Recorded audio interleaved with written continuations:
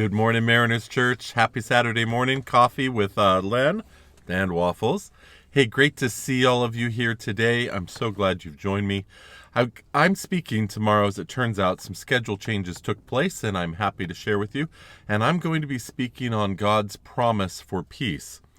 And this morning, I want to remind us of a verse that Jesus said in John 14. And I'm not using this in the message, even though it's the same topic. There's lots in the Bible about peace. But I'm going to give away a little bit of a point of the message.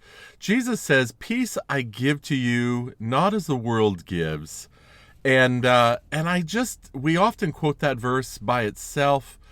But when you read it in context of what it says right before it, it says, "And the Father is sending the Holy Spirit, and he will teach you all things. Peace I give to you."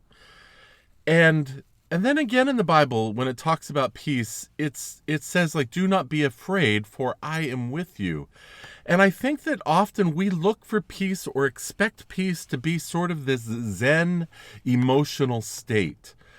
And I really think in context of all these verses about peace, it really isn't about any of that. It is about the presence of God. When God is with you, we don't need to fear. When God is with you, you have peace. When God is with you, your perspective, my perspective, is aligned properly because we're in the presence of God, and all fear runs from us. So rather than pursuing this Zen state of anxious free living, pursue the presence of God in our lives. I think that's what God is calling us to do. I'm going to talk more about that tomorrow as well, using a different passage, but still a very great point, I hope. And I invite you to be with us in person, indoors, outdoors, or online. So thank you for that. And hey, just an announcement about these videos, the morning check-ins. I love these. I'm going to continue doing them. I think some of the other staff is going to as well.